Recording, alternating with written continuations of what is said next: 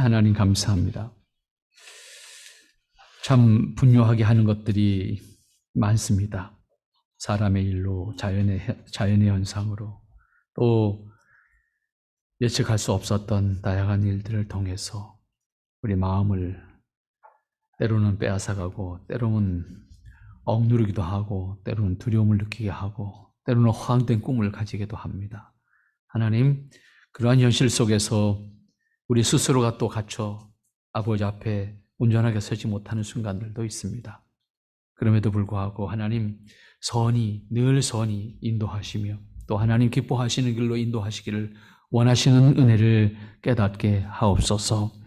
아버지 하나님, 이스라엘 향해서 안타까운 마음으로 하나님이 그동안 섭리하셨던 것을 기억하게 하기를 원하는 가운데 아모스 선지자를 통해서 말씀하셨던 그 말씀들, 하나님 그것이 옛날 이스라엘 백성들에게 하신 말씀이 아니고 오늘 우리에게 하시는 말씀인 것을 다시 깨닫게 하시고, 그 말씀 안에서 온전히 하나님의 은혜로 자유함과 하나님의 기뻐하심으로 평강의 역사가 우리도 함께 누릴 수 있는 것이 될 수 있도록 인도하시고, 늘 하나님 기뻐하시는 삶을 살아가는 기쁨으로 승리하는 고백이 저희들에게 있게 하시며 찬양이 함께 있도록 주장해 주시옵소서.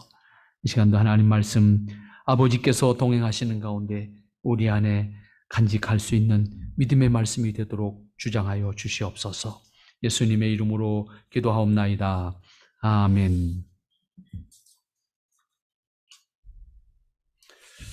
네, 오늘 아모스 2장 6절 말씀부터 16절 두 번째 시간이면서 2장을 마무리하는 말씀이 되겠습니다만은, 오늘 아모스 선지자를 통해서 이스라엘에 대한 심판을 말씀하게 하시는 하나님인 왜 심판을 하시겠다고 했나, 이것에 대해서 6절부터 쭉 말씀을 하고 있습니다. 그런데 오늘은 특별히 9절 이후의 말씀을 그 이유와 함께 하나님께서 이스라엘에게 행하신 것이 어떠한 것인지, 어떤 심판을 말씀하시는지 그 내용을 담고 있습니다. 그것에 대해서 함께 살펴보도록 할 것인데, 특별히 13절 이후에는 하나님께서 이스라엘을 심판하실 때 그들이 처하게 될 상황을 또 설명을 하고 있는 것을 볼 수가 있습니다. 그래서 오늘은 적어도 12절까지 말씀은 하나님께서 왜 그들에게 그렇게 심판하시겠다는 말씀을 하시는가라고 하는 그 근본, 이유를 함께 생각하는 것이라고 하면, 13절 이후의 말씀은 결국 하나님께서 이스라엘을 심판하심에 있어서 어떠한 상황으로 하시겠다라고 하는 것을 가르쳐주고 있는 말씀이다. 이렇게 보시면 좋을 것 같습니다. 이 말씀을 보면서 우리가 깨우쳐야 하는 것은 단지 하나님께서 엄하게 책망하시고 또 심판하시겠다라고 하는 말씀을 하심으로써 우리 마음 가운데 두려움을 느끼게 하고, 그래서 하나님 앞에 무서워서 행동하게 하는 그러한 차원에서 말씀하는 것이 아니다라고 하는 것을 오늘 말씀을 드렸습니다.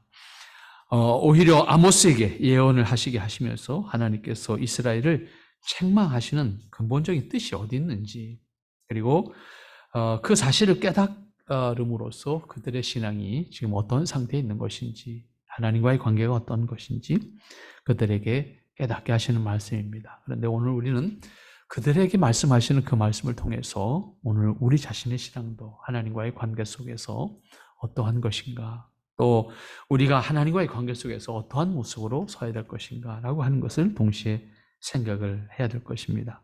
마찬가지로 단지 하나님이 무서워서 행동하게 하는 신앙을 우리에게 요구하시는 것이 아니기 때문에 우리는 하나님께서 그렇게 말씀하시는 이유, 왜 굳이 설득하시고 있나라고 하는 것을 생각해야 될 겁니다. 오히려 하나님의 뜻과 은혜를 깨달아서 그것을 기쁨으로 자연스럽게 응답할 수 있는, 늘 말씀드리지만 신앙이 단순히 제도에 매여서 그 제도 속에서 똑같이 반복되어지는 것을 잘하기 때문에 내 믿음이 좋다 이렇게 표현돼서는 안 될 것이다 라고 하는 거예요.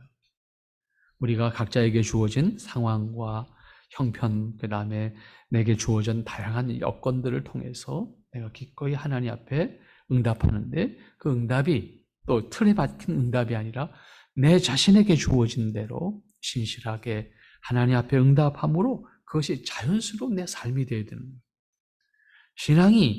신앙이 삶과 자연스럽게 연결되어져야 돼요.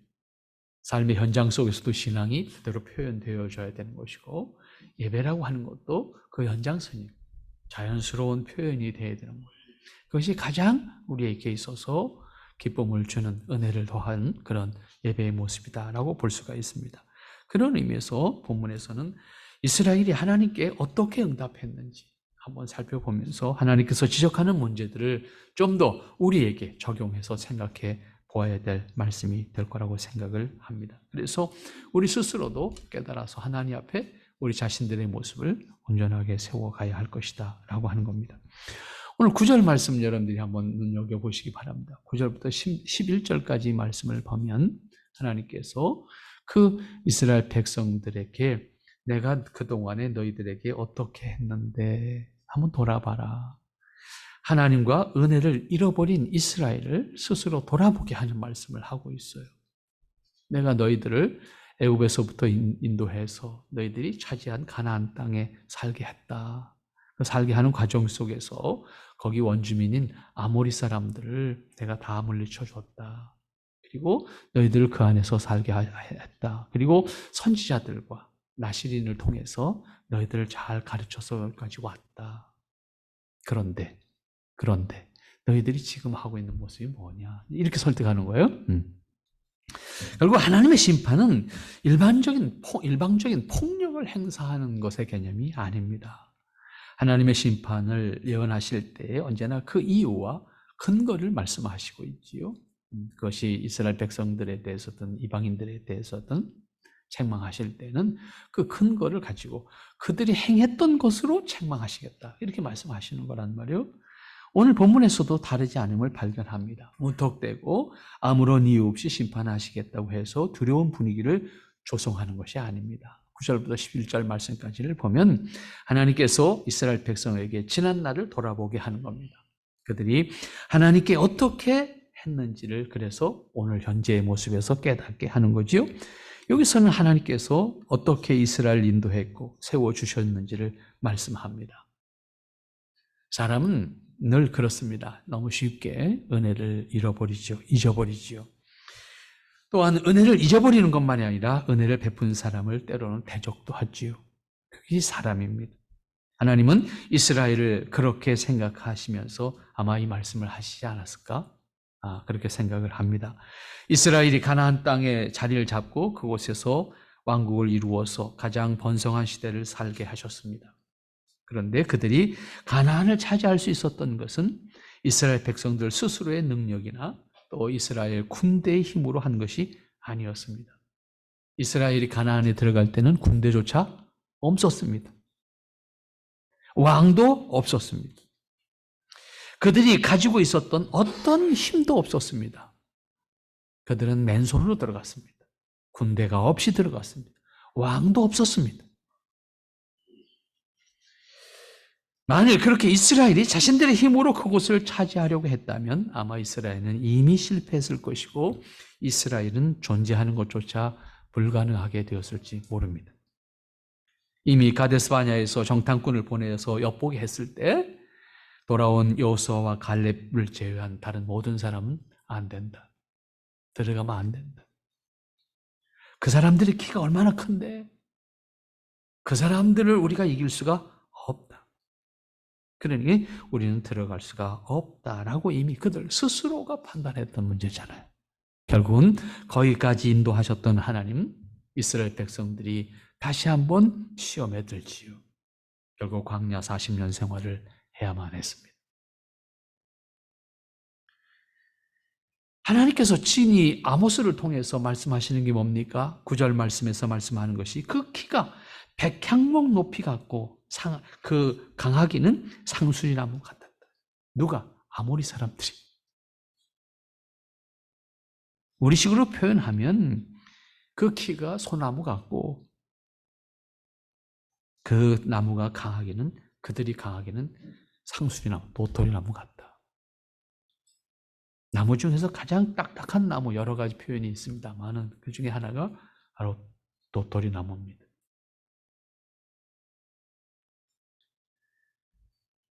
비유하는 얘기지요. 아모리 사람들이 어떤 사람들이었는데 그런데 하나님께서 그들을 어떻게 했다고요?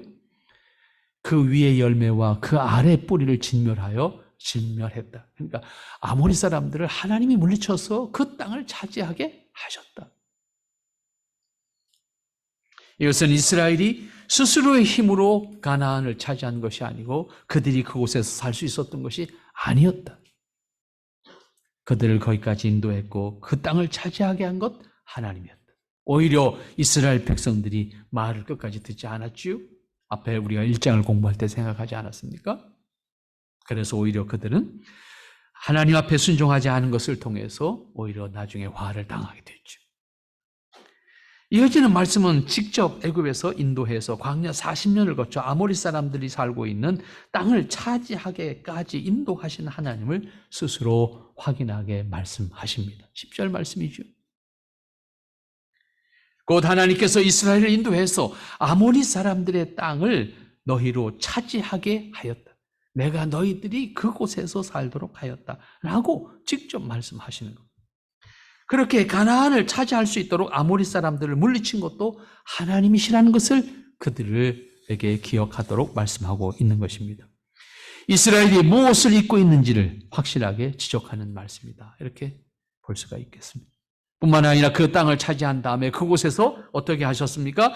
선지자를 세우셔서 이스라엘 백성들을 지켜주셨고 인도하셨습니다. 너희 아들 중에 선지자를 세웠다. 너희 청년 중에 나실인을 세웠다. 그래서 너희들을 아무 불편 없이 그곳에서 살게 하셨다. 이 말씀은 하나님께서 가나안 땅에 들어가서 이스라엘을 직접 인도하셨던 것을 기억하게 하시는 내용입니다. 하나님께서 선지자들을 세우시고 나실인을 세우셔서 하나님께서 특별히 세워서 그때그때 사용하여서 이스라엘을 인도하시고 이스라엘을 하나님 중심으로 살도록 하셨다. 이스라엘을 인도하셔서 가나안에 정착하게 하고 하나님의 백성으로 살게 아무런 부족함이 없도록 살게 하셨다. 그런데 사람이 정착하게 되니까 뭐가 보이기 시작했습니까? 사람이 배가 부르면요 다른 게 보이기 시작합니다. 편안해지면요 다른 게 보이기 시작합니다. 이스라엘 백성들이 그곳에 들어와서 자리를 잡고 살면서 처음에는 그곳에서 살아남는 게 목적이었잖아요. 그러나 그 다음에 보이기 시작하는 게 있습니다. 뭐가 뭡니까? 그들 스스로가 유목민이었습니다. 애굽에서는 노예 신분으로 살았습니다. 40년 광야를 거쳐, 광야라는 것이 그냥 풀 한 폭이 나무 한 폭이 없는 들판이 사막이잖아요. 그곳을 거쳐서 지금 여기 가나안에 정착했습니다. 유목민에게 있어서 문화라고 하는 것은 특별히 없습니다. 이때 문화라고 하는 것은 이동하는 혹은 무형 문화가 아니라 건물, 그들에게는 건축 문화가 없습니다. 왜? 땅을 가지고 산 적이 없으니까 건축하고 뭔가 눈에 보이는 걸 만들어 세워놓을 수 없었습니다. 그런데 가나안 땅을 차지하고 살다 보니까 주변의 나라들이 멋있어. 자기네들은 텐트에 살고 있는데 우리는 왜 이렇게 살아야 되나? 이때부터 이스라엘이 어떻게 됩니까? 하나님보다 뭘 의지하려고 합니까? 돈을 의지하려고 합니다. 힘을 의지하려고, 군대를 의지하려고. 왜? 우리도 강해야 저런 나라처럼 될 거니까. 이때부터 하나님으로부터 멀어지는 거예요. 결국은 이스라엘 백성들이 하나님 앞에 요구하는 게 뭐였습니까? 우리도 왕이 있어야 되겠습니다. 우리도 군대가 있어야 되겠습니다. 하나님이 지켜줬는데 그동안에 그렇게 인도했고 그들이 평안하게 아무 근심 없이 살도록 하셨는데 우리도 왕이 필요합니다. 우리도 군대가 필요합니다. 하나님은 그 요청의 충격을 인간으로 말하면 받으신 것이죠. 너희들에게 부족함이 없었는데 이게 뭐냐? 직접 말씀하시는 거예요. 선지자를 세웠고 나실인을 통해서 너희들을 인도했다. 그런데 너희들 어떻게 했냐? 말씀하시죠. 결국은 11절 마지막 부분에 가서 보면 12절 말씀에 가서 보면 너희가 나시르 사람으로 포도주를 마시게 하고 선지자에게는 예언을 하지 못하게 했다. 얘기해요. 하나님 말씀 안 듣겠다고 얘기잖아요. 결국 12절 말씀으로 이어지는 내용은 그런 겁니다. 그렇게 인도했는데 하나님께서 세우신 선지자, 하나님께서 세우신 나시린을 존중하지 않고 그들의 가르침을 순종하지 않고 오히려 그들을 미혹해서 실족하게 하는 일을 자행하지 않았네요. 12절에서는 이러한 사실을 구체적으로 책망하는 겁니다. 나시린은 일정한 규율에 따라서 철저하게 경건한 삶을 살도록 허락하시는 가운데 그에게 역할을 맡기셨습니다. 그런데 나시린에게 포도주를 마시게 함으로써 그들의 순결과 경건함을 망가뜨렸습니다.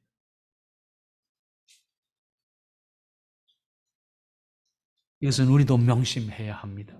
하나님 앞에서 성결하게 살기를 자원하는 우리의 모습이라고 하면 사람들에게 실족하게 하거나 경건을 잃어버리게 하는 일을 해서는 안 되기 때문입니다. 특별히 한국 사회에서 사람의 관계를 강요되는 순간들이 있습니다. 집단, 사회, 혹은 회사, 혹은 군대. 그렇지 않다 하더라도 자신의 행위를 정당화하기 위해서 다른 사람도 자신과 같은 행위를 하도록 요구합니다. 그래야 자신의 마음이 편안하기 때문에. 뭔가 다르게 생각하거나 다르게 행동하려고 하면 용납하지 않습니다. 잘못해도 같이 잘못하자는 의미입니다. 선한 일을 같이 하자는 데는 의견이 일치되질 않아요. 근데 악한 일을 같이 하자는 데는 의견이 아주 쉽게 일치됩니다. 그거는 사회나 교회 안에서도 다르지 않아요. 사람이 있는 곳엔 똑같은 현상이 있습니다. 개인의 의사를 존중해야 되는 것처럼 신앙으로 자신의 경건을 지키려고 하는 사람이 있다면 그 입장을 존중하고 오히려 그에게 그렇게 할 수 있도록 배려하고 그를 도울 수 있는, 그렇게 살아갈 수 있도록 돕는 자세가 우리에게 오히려 필요한 것이다. 그런 얘기죠. 그 다음 12절에서 결정적으로 중요한 것은 선지자에게 명하여 예언하지 말라고 했다는 겁니다. 이것은 엄중한 사실을 지적하는 거예요. 이스라엘이 결코 용납될 수 없는 하나님을 대적하는 모습입니다. 하나님의 말씀을 듣지 않겠다는 자세입니다. 다른 어떤 죄보다도 중하기 때문에 그것은 하나님의 뜻과 섭리를 방해하는 것이고 나아가서는 대적하는 것이라고 말할 수가 있을 겁니다. 선지자로 하여금 하나님의 뜻을 전하지 못하게 했다는 것인데 이것은 단순히 선지자의 역할을 방해한 것으로 끝나지 않고 하나님의 섭리와 일을 방해한 것이고 나아가서는 하나님의 말씀을 거부한 것이고 더 나아가서는 하나님의 말씀을 대적하는 행위와 같다. 여기서 중요한 사실을 깨달아야 합니다. 사람의 생각으로 의도적으로 하나님의 말씀을 부정하거나 왜곡하는 것은 물론이고 하나님의 말씀이 전달되고 가르쳐져야 하는 것을 회방하거나 제한하는 것은 하나님 앞에서 엄히 책망을 받게 될 것입니다. 그래서 어느 시대나 어떠한 상황에나 하나님의 말씀이 드려지고 나누어지고 가르쳐지고 전달되고 그것을 통해서 하나님 앞에 살아가는 사람들이 되도록 해야 된다는 것인데 이것을 어떠한 힘, 그게 무력의 힘이 됐던 경제적인 힘이 됐던 어떤 힘이 됐던 그 힘에 의해서 그것이 제한되거나 그것이 부정되어진다고 하면 그것은 무엇보다도 하나님 앞에서 엄한 책망을 받게 될 것이다 라고 하는 겁니다. 그것이 오늘날에 있어서는 어떤 무력이나 강제적인 것이 아니라 어떤 논리적으로 철학적으로 혹은 어떤 과학적으로 요즘에 가끔 텔레비전에 나와서 토크쇼 하는 사람들 이야기 가만히 들여다보고 있으면 참 기가 막힌 소리들 하는 사람들 많아요. 마치 자기가 가지고 있는 과학적 지식이 전부라고 생각하는 사람들 많아요. 분명한 것은요, 진정한 과학자라면 모른다는 게 답입니다. 아는 것만 아는 거예요. 나머지는 모르는 거예요. 제 주변에 늘 그런 걸 연구하는 분이 하나 계세요. 근데 그분이 그런 고백을 지난주에 한번 합니다. 목사님, 정말로 공부했으면요, 모른다는 게 답입니다. 그 얘기를 하는 거예요.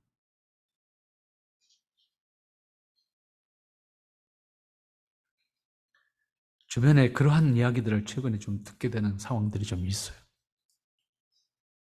이번도 연변과학대학에 10년 동안 선교사로 미국에서 학위를 마치고 바로 가서 봉사를 하고 돌아와서 어느 연구소에서 지금 연구하고 계신 분인데 참 답답한 이야기를 하시면서 그런 이야기를 자기 하소연처럼 하시는 걸 좀 들었어요. 창조와 진화 문제를 가지고 이야기를 하다가 그 얘기가 나왔어요. 오늘날은 선지자 시대는 아닙니다. 따라서 선지자와 같이 직접 하나님의 뜻을 받거나 그래서 전달하는 그런 사람, 그런 직분은 존재하지 않습니다. 대신에 그와 같은 직분을 대행하도록 한 것이 있습니다. 그것이 성경을 가르치는, 하나님의 말씀을 가르치는 설교자입니다. 설교자는 가르치는 것에 대한 책임을 져야 합니다. 자신의 생명과 같이 소중하게 생각해서 그 말씀을 온전하게 이해하고 가르쳐야 합니다. 만일에 잘못된 것이 있다고 하면 그 책임을 설교자가 져야 된다고 하는 그러한 책임의식으로 자신의 역할을 감당을 해야 됩니다. 설교자로서 소명을 받은 책임자의 책임이고 그 책임을 올바르게 감당하는 것은 기본적인 도리이기 때문입니다. 따라서 설교자로 부름을 받은 자로서 충실하고 신실하게 응답하는 것을 사명으로 하는 삶을 살아야 되는 것은 직분자의 책임입니다. 또한 설교자가 하나님의 말씀을 바르게 가르칠 수 있도록 하는 것과 그 가르침을 온전하게 듣고 깨달아서 믿음으로 응답하는, 믿음으로 순종해가는 삶을 가르치는, 그리고 그렇게 함께 살아가는 것이 가르치는 자와 신자들의 이 땅에서의 신실한 모습입니다. 그런데 최근에 와서는 하나님의 말씀조차도 어떤 틀 안에서 자기가 요구하는 대로만 이해하려고 생각하거나 자기가 듣기에 좋은 것만 들으려고 하는 사람들이 생겨납니다. 오늘날은 더 편리하게 그렇게 골라서 들을 수 있는 상황이 됐습니다. 제가 아주 의도적으로 왜 성경을 모조리 설교하고 있을까? 그런 걸 방지하기 위해서입니다. 골라서 설교하다 보면 필요하다고 생각하면 내 마음대로 골라서 합니다. 오늘 우리에게 필요한 거다고 생각, 그런 의미에서는 적용력은 대단히 좋아요. 그런데 결국은 쫓아다니다 보면 뭐예요? 안 하게 되는 건 평생 안 하게 됩니다. 그럼 결국은 듣는 사람 입장에서 평생 못 듣는 건 못 듣고 맙니다. 그래서 평생을 처음부터 마지막까지 해가는 겁니다. 골라서 하다 보면요, 사람의 관계잖아요. 목사도 목사와 신자도 사람의 관계잖아요. 이 말을 하면 누가 시험 들겠는데 이 생각 들면 못합니다. 그렇잖아요. 오늘은 이 얘기하면 안 되겠다 이렇게 되지. 이게 담기면 안 된다고 말. 그게 하나님의 말씀이면 어떠한 상황에서 그 말씀을 해야 되는데 골라서 하면 골라서 한 게 돼버려요. 그러면 사람이 감정이 생깁니다. 골라서 하지 않는 이유가 거기에 있습니다. 내가 듣기 싫어도 그게 하나님의 말씀이면 들어야 되기 때문입니다. 그건 내 자신에게도 마찬가지예요. 나도 듣기 좋고 하기 좋은 말만 하면 좋지 뭐.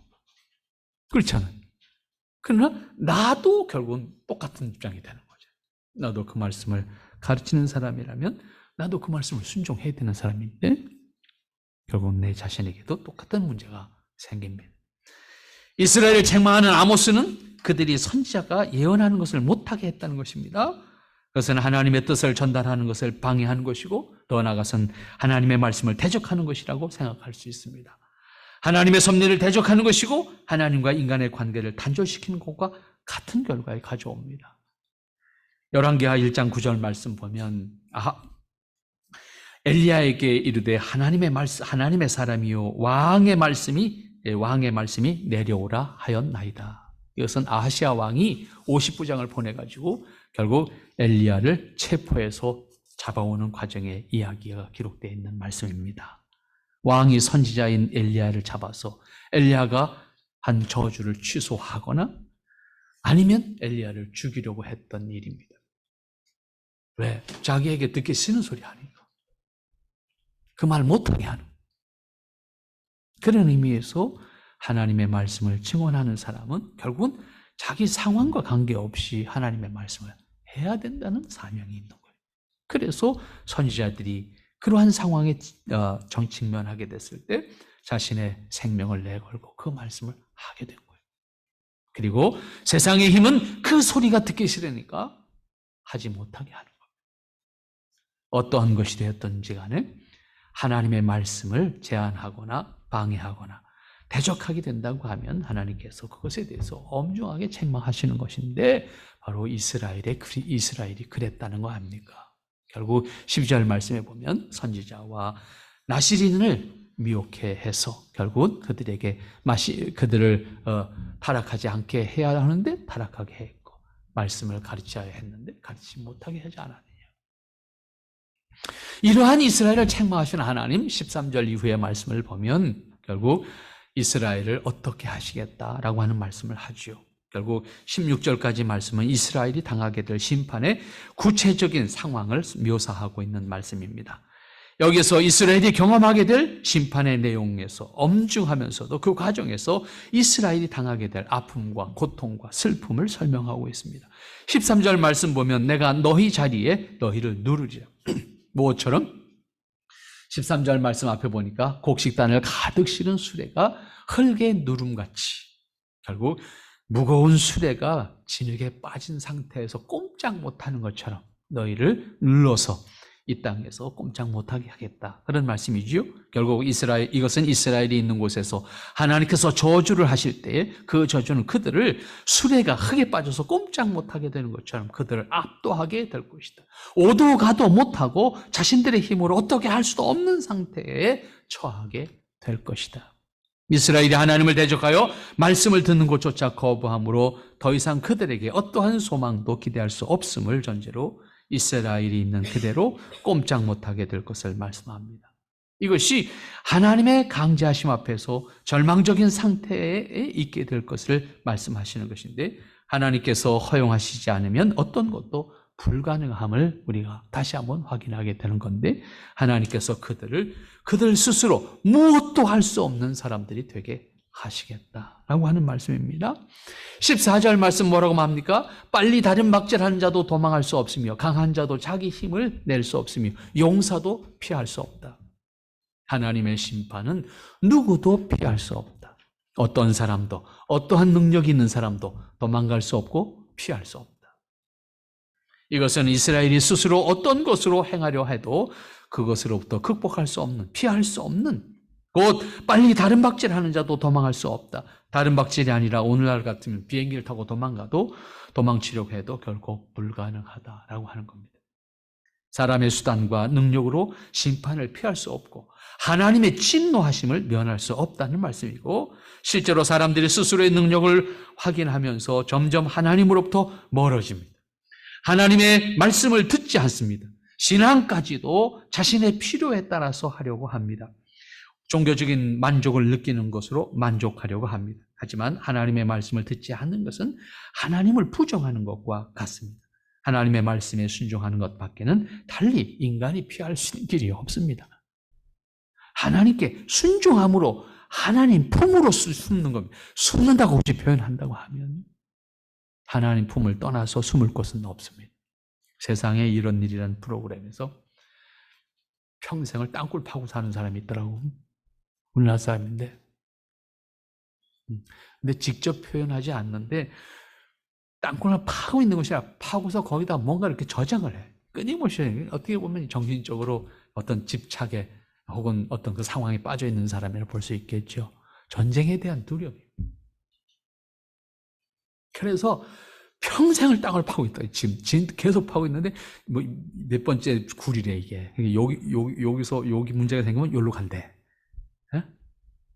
그리고 들어가면 나가는 구멍들이 또 있어. 여기 털리면 어디로 도망간대. 평생 그러고 살고 있는 사람이 있더라고.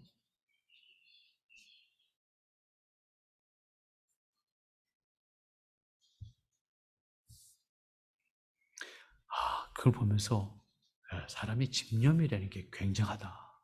저런 능력을 가지고 뭔가를 했으면 엄청난 걸 했을 텐데 땅을 파다가 결국은 거기서 죽겠구나. 그런 생각을 하니까 한편으로는 참 슬프기도 하고요. 그러면 면할 수 있을까요? 아무도 없는데 그럼 다 죽었다고 합시다. 나 혼자 살았어. 뭐 할 거예요? 무슨 의미가 있어요, 그때? 우리 생각이 정말 이렇게 조금만 돌이켜보면 그게 뭘까 생각할 수 있게 되는데 내가 보려고 하는 것만 보면 다른 게 안 보입니다. 사람이라. 강한 자도 자기 힘을 낼 수 없다. 용사도 피할 수 없다고 합니다. 하나님 힘이나 지혜로 하나님의 심판을 자신의 힘이나 지혜로 하나님의 심판을 피하거나 면할 수 있는 길이 없다는 것입니다. 하나님으로부터 멀어지는 만큼 인간은 자신의 힘과 능력을 의지하게 될 수밖에 없습니다. 비례해서 하나님의 능력과 권세를 인정하지 않게 됩니다. 하나님으로부터 멀어지면 심령이 무뎌지거나 막연한 생각으로 살게 됩니다. 어떻게 되든 뭐가 되든지 되겠지라고 하는 막연한 시간을 사용하게 됩니다. 그러나 하나님의 심판 앞에서 인간의 힘이나 지혜는 아무런 쓸데기 없는 무용한 것입니다.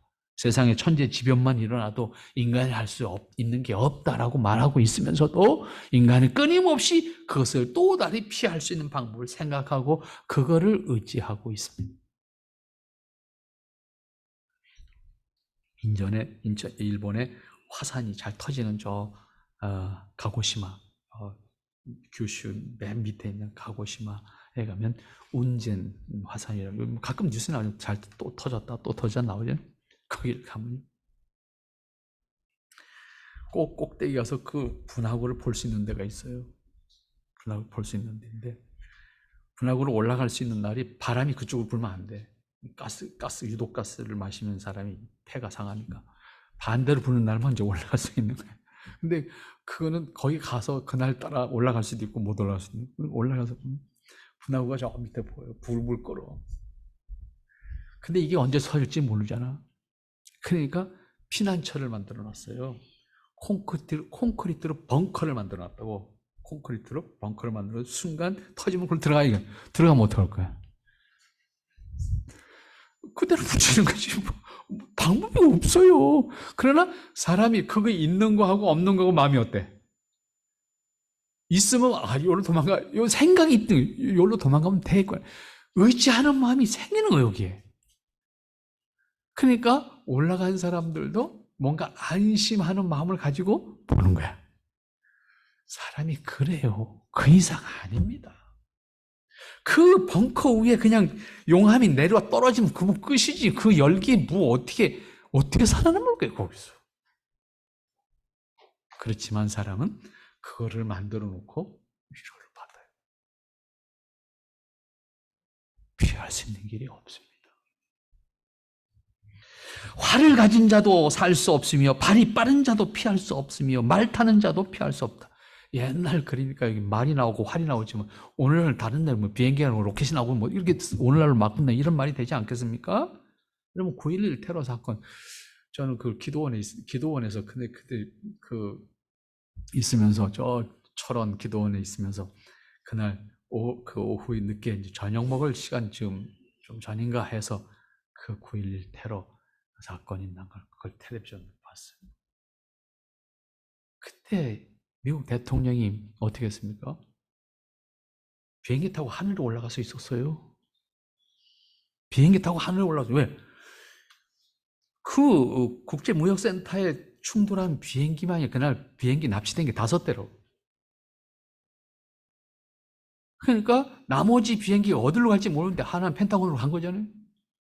그러니까 워싱턴에 접근한 비행기를 무조건 다 추락시켜라고 명령을 하고 자기는 비행기 타고 올라가 있었다. 어디로 떨어질지 모르니까. 사건이 다 정리된 다음에 인간이 뭔가 세상에서 가장 용맹하고 속도가 가장 빠른 이동수단을 가지고 있다고 해서 하나님의 심판을 피할 수 있을까? 테러리스트가 비행기 몇 대 납치해서 세상이 발칵 뒤집어지는 상황인데 그럼 비행기 탄 사람은 살았다고 합시다. 나머지는 뭐, 우린 다 죽어야 되는 사람. 사람이 비행기를 타고 도망친다고 해서 심판을 면할 수 있는 것이 아니라는 말씀입니다. 예수님의 재림과 심판이라는 것은 우주적인 거예요. 지엽적인 게 아니에요. 상황적인 게 아니에요. 우주적 심판. 만일 사람이 순간이동할 수 있는 기술이 만들어져서 사용할 수 있게 된다 하더라도 그 사람을 심판하는 일에는 하나님께 아무런 지장이 없다. 인간의 능력을 초월해서 계신 하나님이시고 만물을 창조하신 하나님으로서 인간이 사용하는 방법까지도 넘어서 하나님께서 직접 심판하실 때는 피할 수 있는 사람이 없다. 용사 중에 굳센 자는 그날에 벌거벗고 도망하리라. 혹 그런 사람이 있다 할지라도 벌거벗고 도망하여 아무리 강한 사람이라고 하더라도 하나님 앞에서 심판하시는 날 그는 가장 부끄러운 모습으로 설 수밖에 없다. 아무리 땅에서 능력 있고 용맹한 사람이라 할지라도 하나님의 심판을 피할 수 없고 그 심판 앞에서 두려움, 그 다음에 부끄러움을 당하지 않을 수 있는 사람은 없다. 이스라엘 모든 사람은 하나님의 심판 앞에서 자유로울 수 없다는 말씀인데 그것은 하나님의 이름을 걸고 하나님 자신이 보증하는 말씀입니다. 16절 마지막에 뭐라고 표현하고 있습니까? 이는 여호와의 말씀이라. 하나님의 명예, 하나님의 권위, 하나님의 자존심이에요. 이는 여호와의 말씀이라고 하는 것은 이건 내 뜻이야. 이건 내 권위야. 이건 내 자존심이야. 하나님께서 엄하게 말씀하시는 표현입니다. 사실은 이 말씀 자체가 이게 하나님 여호와의 말씀이다 라고 선언하는 것은 이거는 취소될 수 있는 말이 아니야. 이건 그냥 지나가는 말로 하는 게 아니야. 아주 엄하게 말씀하시는 그러한 보증이라고 표현할까요? 확인이라고 표현할까요? 그런 말씀입니다. 오늘 우리는 다시 한번 그런 의미에서 이스라엘 백성들이 무엇을 잃어버렸는가? 무엇을 잊고 그들이 하나님 앞에서 무엇을 잘못했는가? 라고 하는 것을 다시 한번 마음에 새기면서 우리가 땅에서 하나님의 뜻을 살고 그리고 하나님의 택함을 받은 자녀들로서 하나님이 기뻐하시는 그 길에서 정말 하나님 주시는 자유와 하나님 주시는 은혜 안에서 기뻐할 수 있는 삶을 기꺼이 살아갈 수 있는 여러분의 모습이 될 수 있기를 바랍니다. 기도합니다. 거룩하신 아버지 은혜를 감사합니다. 우리가 심히 부족하고 연약할지라도 주의 인도하심과 주의 기뻐하심 안에서 우리를 세워주시니 감사하고 우리가 날마다 하나님 기뻐하시는 그 길에 동행할 수 있는 그 모습이 있게 하시니 감사합니다. 주님 살피시고 인도하시고 축복하옵소서. 주님의 권세와 은혜로 함께하여 주시옵소서. 주의 은혜로 승리할 수 있도록 역사하여 주시옵소서. 주님 허락하시는 은혜로만 승리하고 기뻐하시는 그 권세로만 승리하고 나아가 하나님의 사람들로 승리할 수 있는 주님의 자녀들 되게 하옵소서. 예수님의 이름으로 기도하옵나이다. 아멘.